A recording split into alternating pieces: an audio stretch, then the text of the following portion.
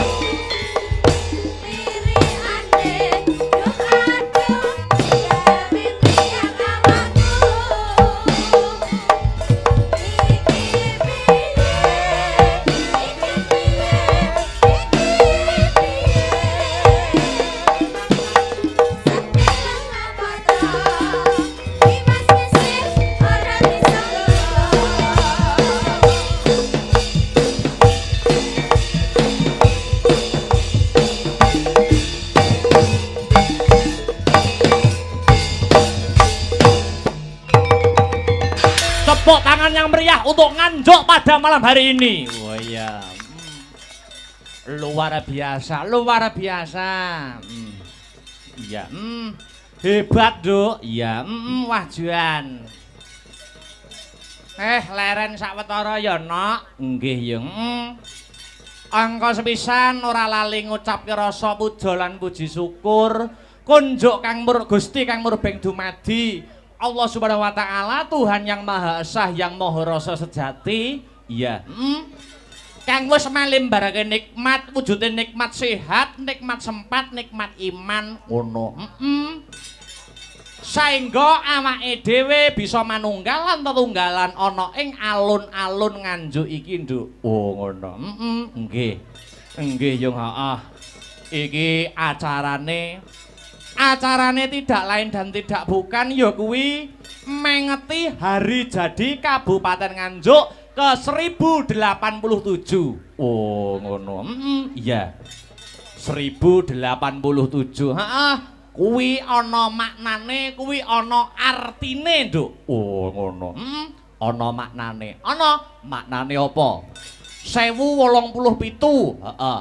Angkane 1 0 8 7. 1 tambah 0 tetep 1. Ya. 1 tambah 8 9. Ya. 9 tambah 7 16. Ya. 16 iki angkane 1 karo 6 yen dijumplah 7. Maknane 7, muga-muga Kabupaten Nganjuk ke depan entuk pitulungane Gusti. Wow. Satemang Nganjuk menjadi barometer dan tolok ukur kabupaten-kabupaten lainnya. Wah iya, amin amin ya robbal alamin. Cangkeme wong ditanggap panggah iso, Nduk. Oh iya. Iya, ngarepne panggah iso. Oh ngono. Iki uga wis rawuh. Mau sambutan ora kepareng rawuh, iki wis kepareng rawuh. Sapa? Bapak PJ Bupati Nganjuk, asmane Bapak Sri Handoko. Oh, Bapak Sri Handoko. Sri kuwi rejeki. Handoko, Han. Ayo artekno neh. Handoko, Han kuwi handal dalam mengemban tugas dan amanah. Oh. Dono driyah, dono rasa nyenengke wong akeh, ora keri ketitik gelem membaur bersama masyarakat. Bengi iki mirsani wayangan. Wah, iya. Aja to nobar wayangan. Wingi ya ngenekne nobar timnas ketoke. Nadyan kalah. Iya. Iya, Oh ya, terakhir kondisi masyarakat selalu diperhatikan. Buktine wayangan bengi iki wiwit saka panggung, terop, sound system, dalang dan pengerawit kabeh asli wong Nganjuk, bangga menjadi masyarakat Kabupaten Nganjuk. Wah, iya, maaf. Artine Pak Sri Handoko. Aku tahu lho, Nduk. Tahu piye? Aku tahu pentas ning Blitar. Oh, sing teko ya pejabat-pejabat ngene iki. Aku ngartekne salah satu nama pejabat. Piye pejabate nangis munggah panggung nyawer aku 2 juta. Kuwi nek ning Blitar, mbok nek ning kene. Iya. Duit neh. Kok duit dremis ae Mas. Sing baku ngucapke panuwun.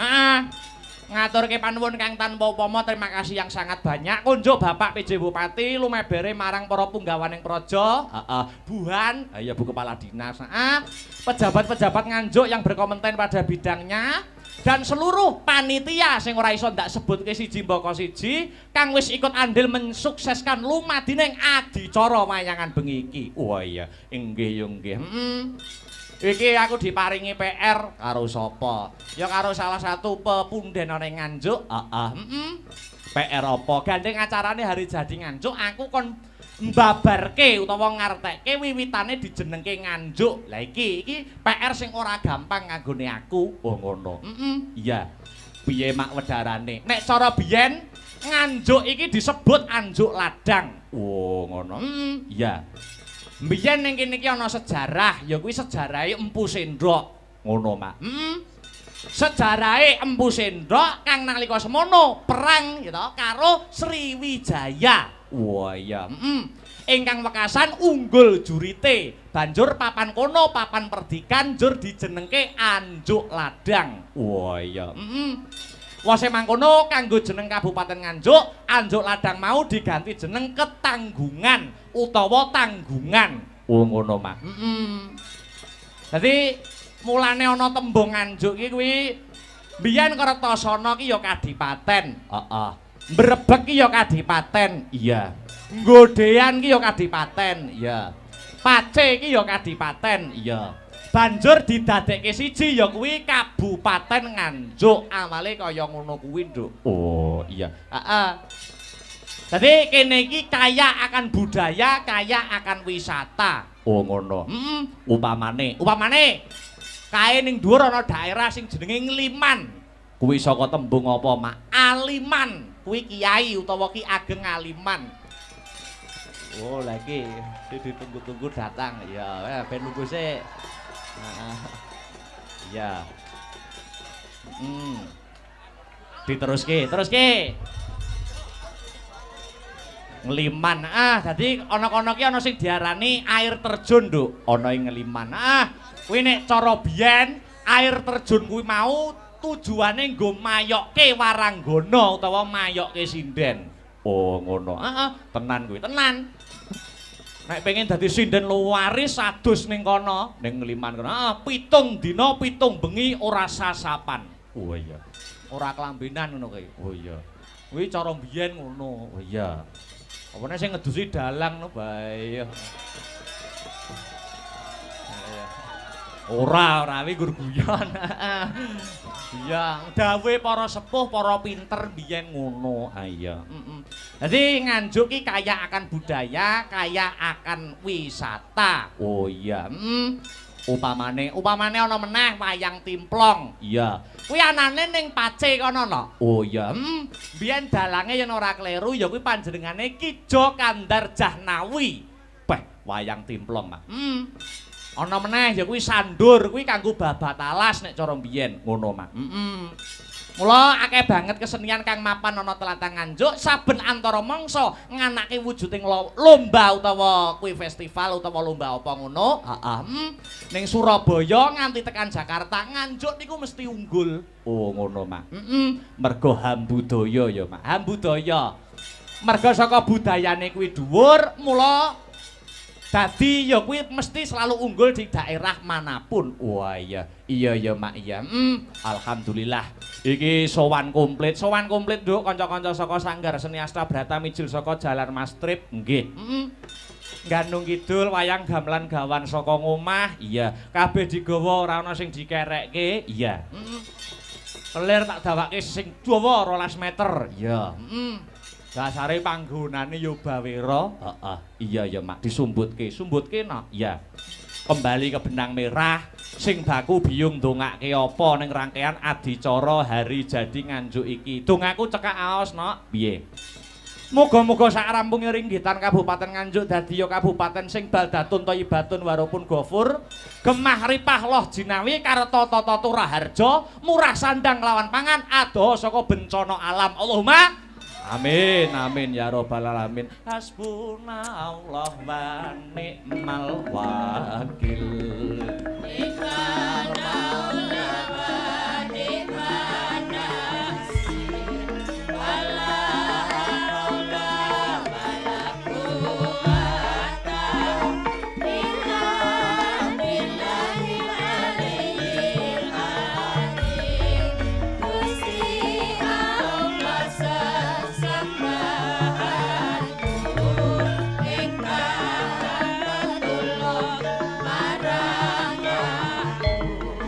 Ora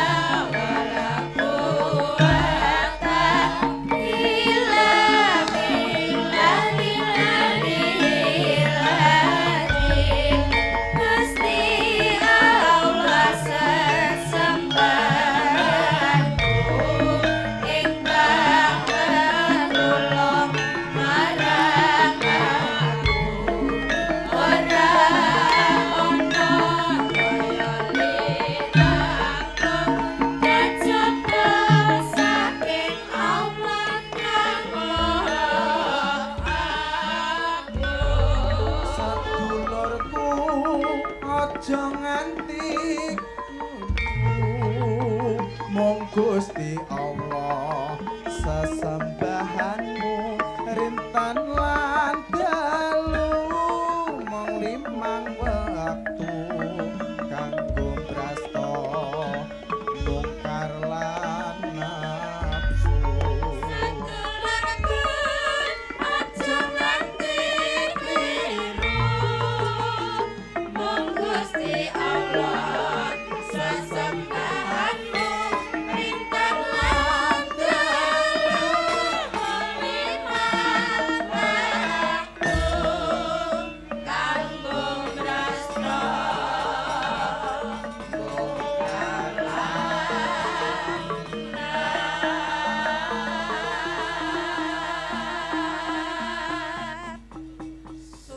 Pagelaran malam hari ini juga disiarkan langsung lumantar channel YouTube Asta Brata Media. Oh iya, Jadi sing memantau ora ngomongake sing ana TKP nanging seluruh dunia para pecinta seni dan budaya khususnya wayang kulit padha mirsani anggone Kabupaten Nganjuk ngadani hari jadi ke 1087.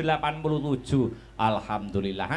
Nduk, piye? Iki aku nampa dawuh sadurunge ngaturke lagu-lagu kang sarta para bintang tamu. Gandeng iki Pak PJ Bupati mau sore durung sambutan, iki kepara mau lagi rawuh, ora ketang sepatah dua patah kata, tak aturi Pak PJ Bupati paring dawuh. Oh ngono. Monggo Pak, waktu dan tempat kula persilahkan. Duduk. Monggo.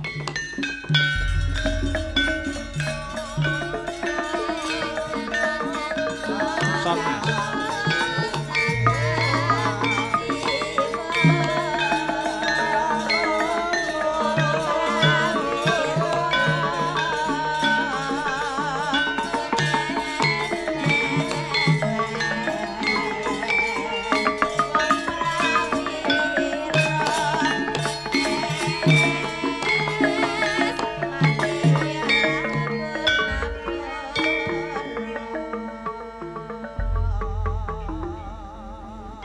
Monggo Pak. matur suwun waktunipun Mas Dalang. Nggih. Assalamualaikum warahmatullahi wabarakatuh.